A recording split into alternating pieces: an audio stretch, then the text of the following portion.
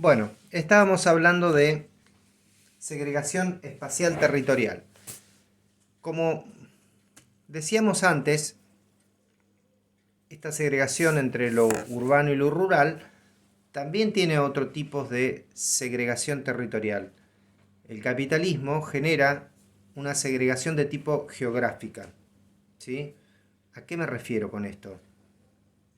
Existen barrios en donde hay familias y grupos sociales con mejores ingresos que en otros, ¿no? En las grandes ciudades, en cualquier pueblo, incluso existen esa segregación territorial. Eso es la segregación territorial.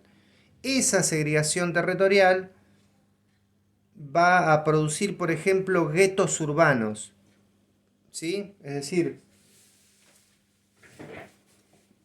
el autor va a hablar de guetos urbanos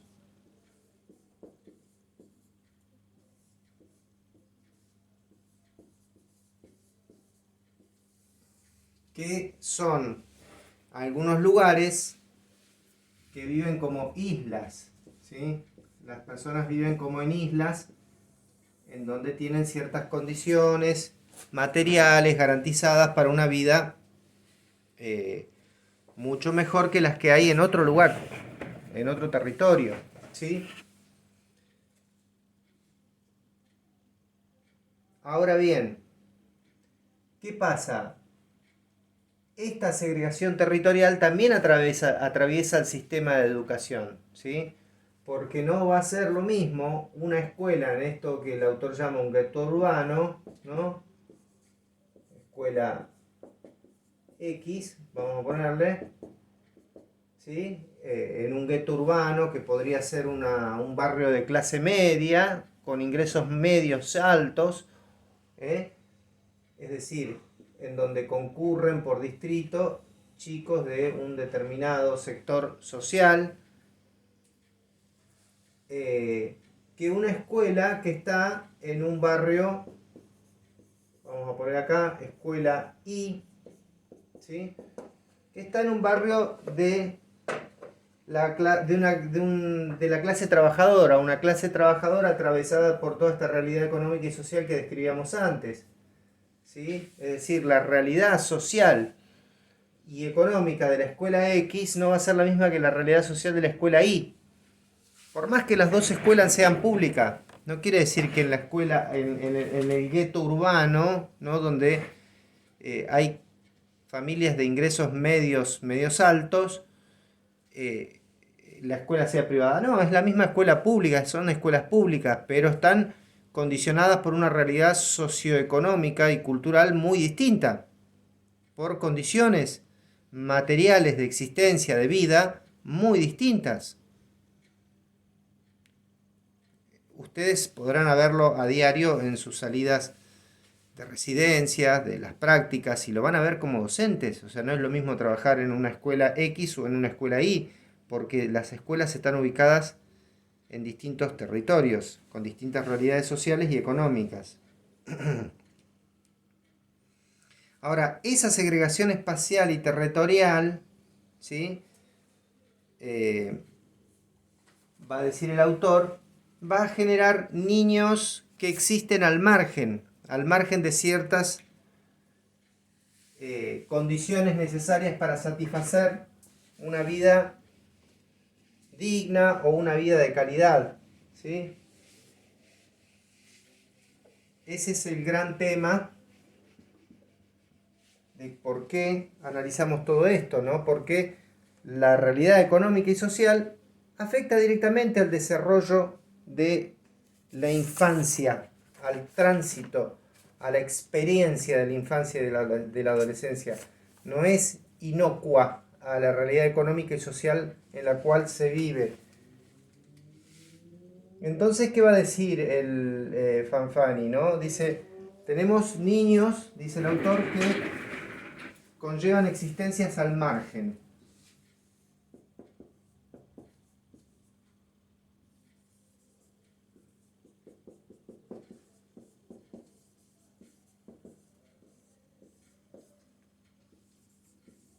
Al margen, ¿no?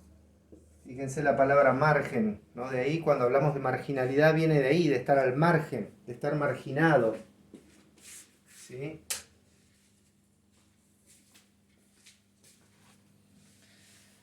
Y avancemos un poquito. Estos niños que viven al margen, va a decir el autor,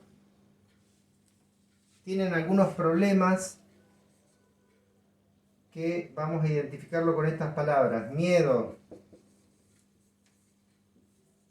malestar,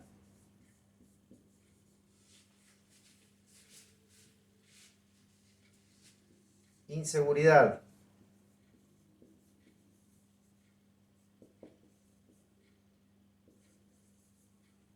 ¿Qué otra cosa dice Fanfani? Angustia.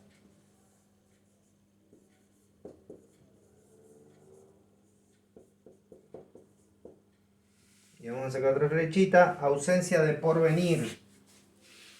Ausencia de porvenir, es decir,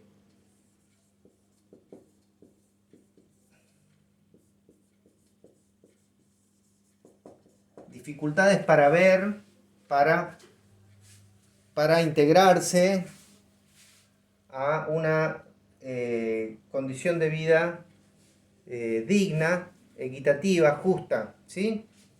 Es decir, todos estos elementos aparecen en estos niños que viven al margen: miedo, malestar, inseguridad, angustia.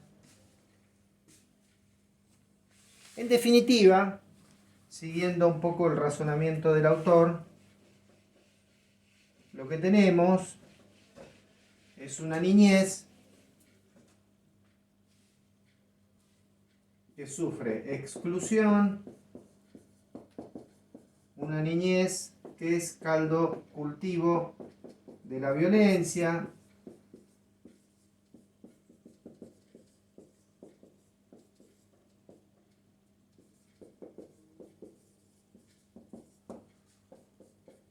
reflexionemos acerca de lo complejo y lo dramático que es todo este contexto que estamos describiendo en una situación de aislamiento obligatorio por una crisis pandémica como la que estamos atravesando, ¿sí?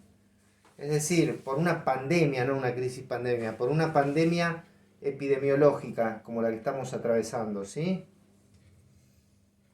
A ver, decíamos exclusión, caldo cultivo de la violencia, impotencia,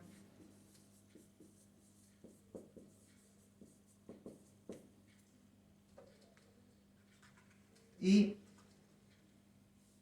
destrucción de las defensas psicológicas, ¿sí?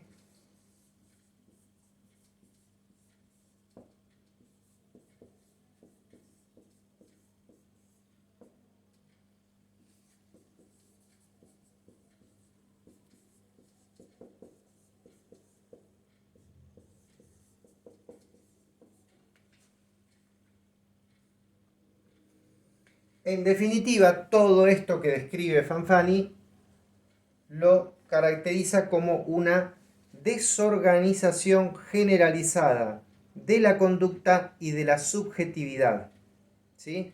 Son niños que viven al margen, que por todo esto que acabamos de describir acusan una desorganización generalizada de la conducta y de la subjetividad.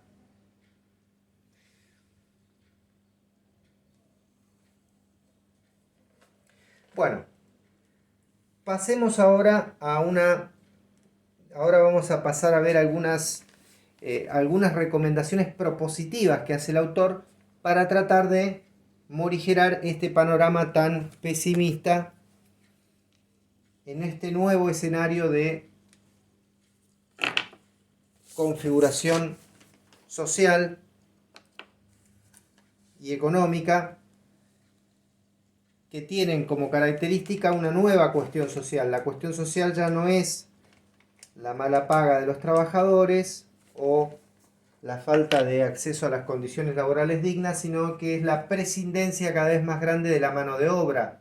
El trabajador cada vez es más prescindible, cada vez con menos trabajo se produce más y cada vez la riqueza aumenta cada vez más, pero lo que no mejora o aumenta en paralelo al aumento de la riqueza es la distribución de esa riqueza. ¿Sí? Es decir, necesitamos menos trabajadores para producir más. Como producimos más, acumulamos mucha más. Acumulamos, no. Nosotros no acumulamos. El sector capitalista acumula mucho más dinero y cada vez distribuye peor. Entonces, no sé si habrán escuchado hablar alguna vez del famoso cuentito de la copa derramada, ¿no? Cuando la copa se llena, ¿no? La copa está arriba, ¿no? Obviamente en la pirámide, ¿no? Pongamos que esto es una pirámide, ¿sí? Y acá hay una copa, ¿no? Cuando la copa se llena, empieza a derramar. Y cuando derrama, ¿no? Es como si los sectores que están abajo agarran ese derrame de la copa. Es decir, lo que les sobra a los que tienen la copa por el cuello, lo agarran los de abajo, ¿no? Es un concepto realmente ofensivo, ¿no? Porque se tiene que llenar la copa, pero parece que la copa es como si tuviera un hueco, ¿no? Acá en el cuello, y por un tubo secreto se escapara ese dinero para otro lado y no termina de llenarse nunca la copa. No se llena más la copa y no derrama. Bueno, es una tomada de pelo, una opinión personal, ¿no? Esto de la copa derramada, ¿no? El derrame de la copa. Pero bueno, ahora bien, el autor va a proponer en la última parte de este capítulo eh, algunas claves para pensar la pedagogía en términos de integración social, ¿sí?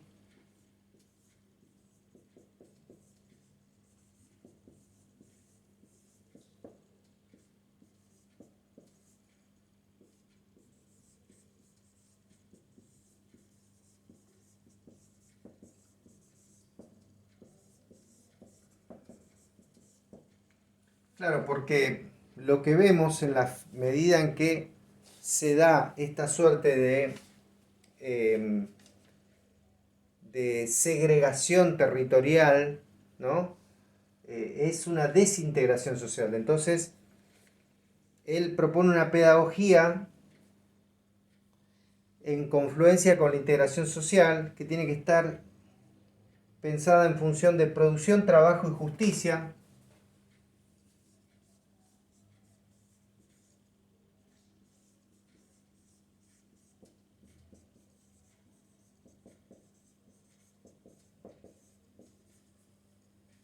Producción, trabajo y justicia.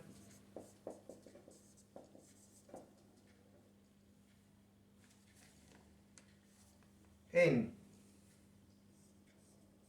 libertad y política. Ahora vamos a analizar un poquito más cada uno de estos puntos. ¿A qué hace referencia Fanfani? Espero encontrar un marcador con un poco más de tinta.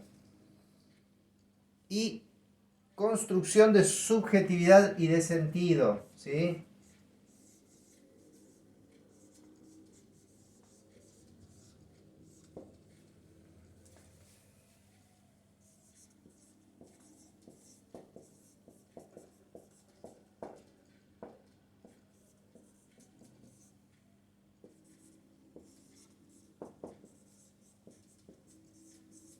Bien, es decir, esta pedagogía debe promover una producción basada en el trabajo, ¿sí? Pero el trabajo tiene que estar aunado al concepto de justicia, ¿no? Podríamos también decir justicia social, es decir, eh, reconfigurar esta idea que tenemos de la producción. La producción tiene que dar lugar a un desarrollo de un trabajo digno y justo, ¿sí? Debemos alentar o procurar en niños, niñas, adolescentes, libertad, pero libertad en el sentido de trabajar en la creación libre, ¿no? Los niños y la creación libre. Y también cuando habla de libertad habla de política, ¿no? Es decir, niños y adolescentes tienen que tener un rol protagónico en la política, en las instituciones educativas. Es decir, la idea de la libertad y la política debe estar presente en las instituciones educativas como una suerte de base para la integración en términos más amplios y generales, ¿no? Si los niños, niñas y adolescentes no pueden asumir el concepto de ser seres libres y pensantes y tener un protagonismo político, poder tener decisiones políticas dentro de la escuela que los haga protagonistas y partícipes de la vida institucional, no podemos cambiar o transformar esos problemas de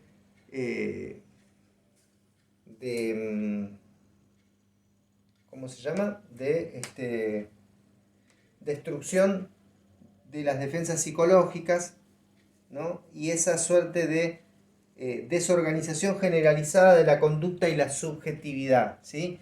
Y el último punto apunta a esto, ¿no? Construcción de subjetividad y sentido, ¿no? Es decir, muchas veces vemos que niñas, niños y sobre todo adolescentes, cuando en la medida en que se van acercando a la edad en la cual están en condiciones de acceder a un mercado de trabajo, no le encuentran sentido a la vida, no saben para dónde seguir orientando su formación, su inserción en el sistema. No se sienten atraídos por nada, no se sienten motivados por nada. ¿Por qué? Porque hay una desorganización generalizada de la conducta y la subjetividad, ¿sí? Es decir, estos tres elementos están vinculados al diagnóstico que hace el autor de cuál es la situación de la niñez en este contexto nuevo, en esta nueva cuestión social que impone el sistema de producción capitalista. Bien. Entonces, ¿ahora qué pasa? Otro elemento más, ¿no? El autor va a hablar en el punto 3.1 de desigualdades sociales y escolares, ¿sí? A ver si encuentro, voy a poner una pausa, así busco un marcador. Entonces, decíamos, el autor habla de desigualdades sociales y escolares, ¿sí? Tenemos escuelas, vamos a hacer así, y familias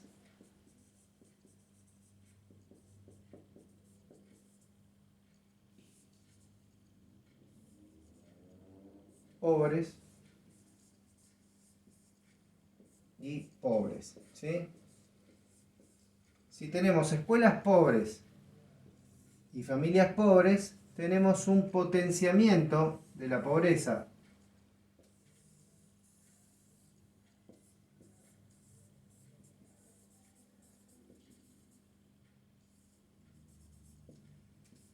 ¿Sí?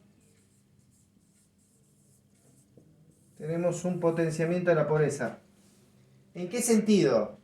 Tenemos, por esa segregación territorial del sistema de producción capitalista, en donde los ricos viven en un lugar y los pobres viven en otro lugar, ¿sí? O donde tenemos escuelas para la clase media, para los ricos y para los pobres, ya sea en el sistema público o en el sistema privado, ¿no? Porque esta realidad no es que los ricos solamente van al sistema público, ¿no? Hay ricos que también van al sistema público, pero van a una escuela del sistema público que está en un barrio de ricos. Entonces, es chocante esto que digo, pero es la realidad, ¿no? Entonces, donde hay barrios pobres, tenemos escuelas pobres, ¿no? Y donde hay barrios pobres, hay familias pobres. Entonces se potencia esa pobreza, ¿sí? Y esto es un problema porque, a ver, tenemos familias pobres, que vendría a ser el primer lugar del aprendizaje, ¿no? El primer lugar del aprendizaje es la familia, y tenemos familias pobres. Y escuelas pobres, cuando hablamos de escuelas pobres, ¿a qué nos referimos? Nos referimos a falta de equipamiento didáctico, infraestructura física inadecuada, ¿sí? Falta de personal o de formación de ese personal también, ¿sí? Es decir, esas escuelas tienen un montón de carencias, lo mismo que estas familias, y esas carencias y esas potencias y esas pobrezas se potencian, digo. Entonces se va a generar un círculo vicioso de la pobreza social y la pobreza en los aprendizajes escolares, ¿sí? Esto es lo que dice Tenti Fanfani. Entonces, ese círculo vicioso es uno de los grandes desafíos de esta pedagogía basada en la integración social, ¿sí? En la reconstrucción de los vínculos sociales y en poder transformar esta suerte de destrucción de la subjetividad. Bueno, entonces, las escuelas para excluidos, va a decir el autor, ¿no? Escuelas para excluidos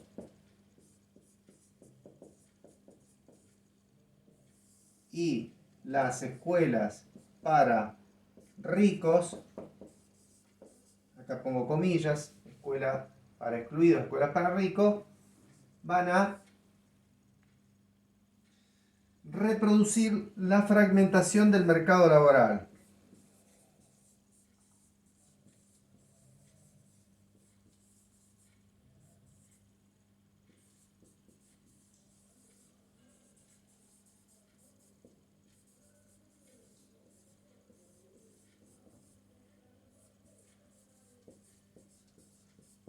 Quienes asistan a las escuelas para ricos van a tener más posibilidades de ingresar a mejores condiciones sociales, y lo contrario va a pasar con los niños, niñas y adolescentes que asistan a las escuelas para pobres.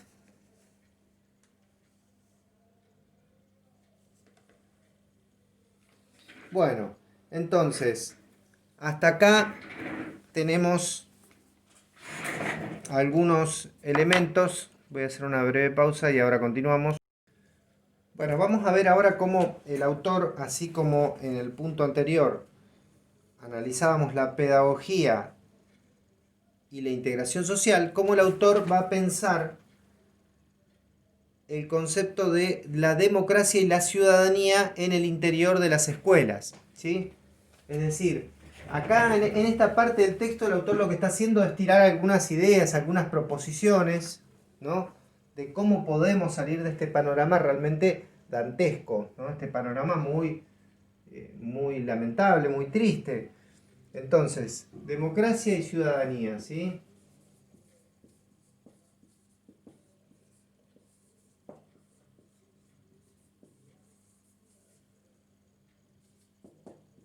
En abstracto son dos conceptos muy lindos, en los cuales todos podemos estar de acuerdo. Ahora, ¿cómo hacemos para hacer la transposición de lo abstracto a lo concreto? ¿Sí? Ahí está la cuestión. Cuando hay malversación de la confianza, cuando no se cree en el concepto de la democracia y la ciudadanía como dos valores que son una parte esencial de la integración y de la justicia social, y bueno, se pierde la confianza justamente en estos conceptos, en democracia y en ciudadanía, ¿no? Entonces se alientan salidas autoritarias. ¿Cómo podemos combatir esto en el ámbito escolar o en las prácticas pedagógicas educativas? Bueno, votando, va a decir Fanfani, decidiendo. En el caso de los docentes, orientando hacia esto, hacia lugares en donde los niños, las niñas y los adolescentes puedan votar, decidir, participar, tomar decisiones, ¿sí? Es decir, todas estas prácticas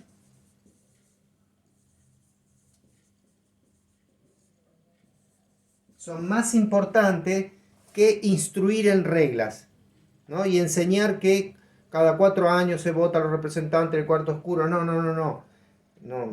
No basta con instruir y explicar cuáles son las reglas de la participación, sino que hay que pasar a la acción directa, ¿sí? A convertir esto en hechos concretos, alentar a la toma de decisiones en la escuela, a que esas decisiones transformen la realidad escolar en la cual yo me encuentro, en la cual yo me constituyo, alentar el poder de decisión, la toma de decisiones, ¿sí?